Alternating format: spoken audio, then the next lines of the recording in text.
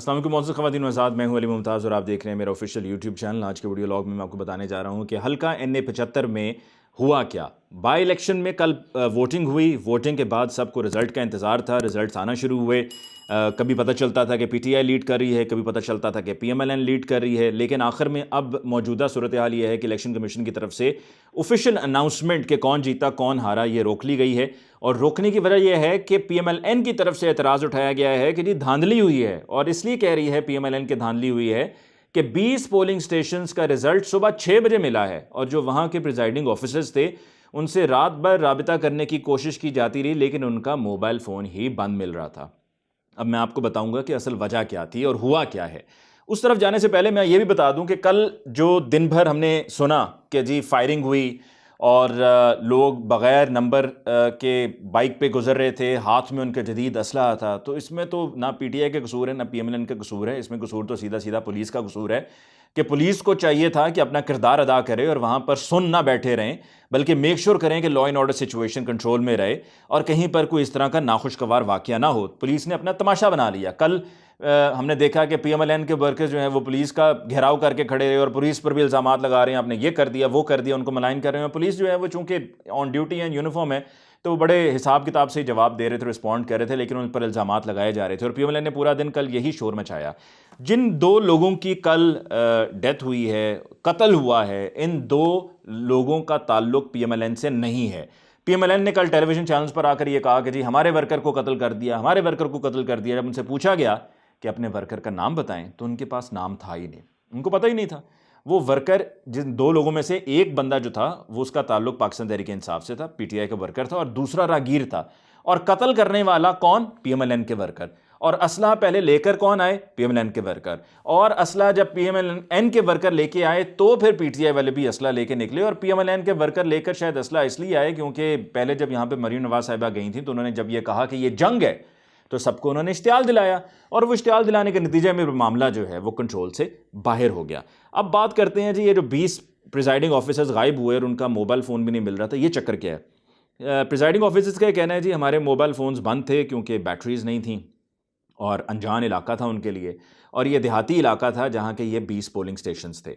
इन 20 polling station से पहले 337 polling stations का जब तक रिजल्ट आया था तो 3047 वोट्स की लीड थी PMLN की पाकिस्तान तहरीक इंसाफ के कैंडिडेट अली असद मल्ली साहब पर।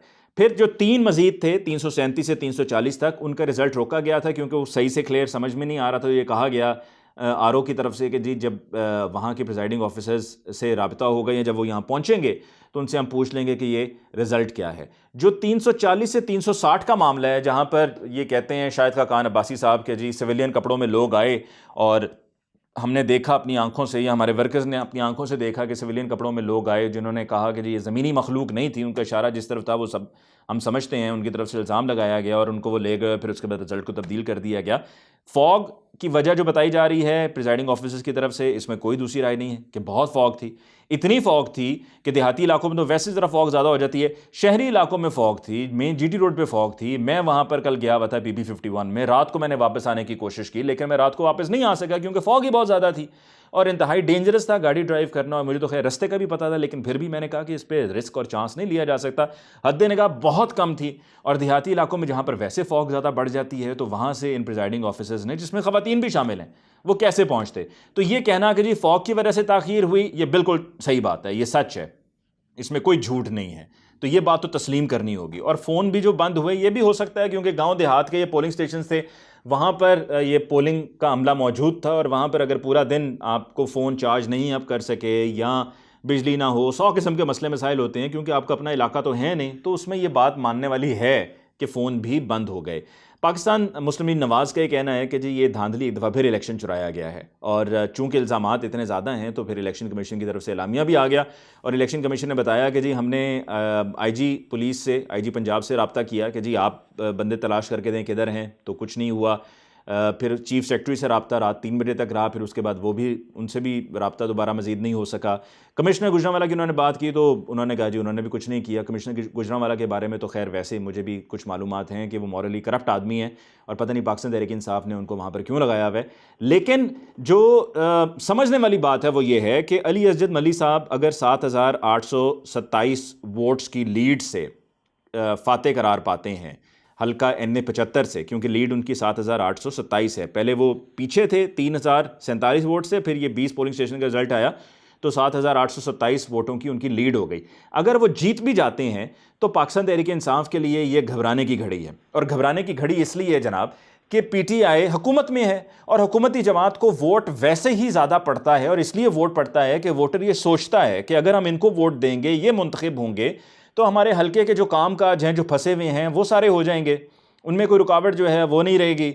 और अगर हम देंगे ऐसे कैंडिडेट को वोट और वो जीत जाता है जिसकी हुकूमत नहीं है, तो वो तो हर वक्त रोता ही रहेगा कि मुझे फंड्स नहीं मिलते और मैं फिर आप लोगों का क्या काम करूं, मैं आप लोगों की क्या मदद करूं, मेरी तो आगे कुछ सुनता नहीं है क्योंकि मैं हुक्मरान जमात से नहीं हूं।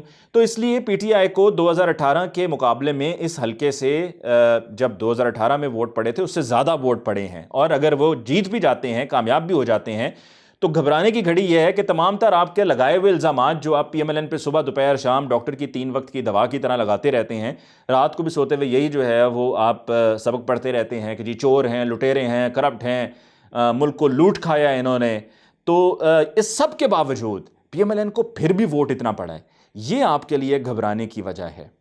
और अगले इलेक्शंस में अगर आपने तब तक अपनी परफॉर्मेंस को बेहतर ना किया, गवर्नेंस को बेहतर ना किया, लोगों के मसाइल हल ना किए, सिस्टम को बेहतर ना किया, किए हुए वादों को ना निभाया, तो फिर यही होगा कि जो ये अभी आप नैरो मार्जिन से जीत रहे हैं, मैंने कहा भी था अपने पिछले वीडियो लॉग में कि नैरो मार्जिन से PTI जीत जाएगी NA 75 में।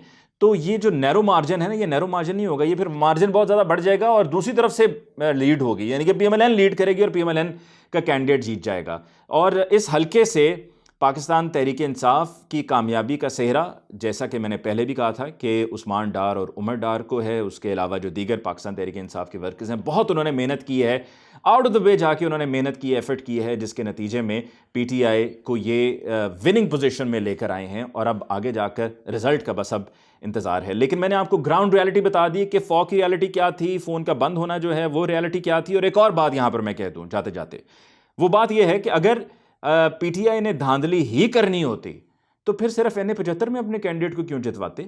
फिर तो नीचे दिखाने के लिए PMLN को साथ ही PP 51 है, कितना दूर है, बिल्कुल करीब है, PP 51 में भी आप अपने कैंडिडेट को जितवा लेते।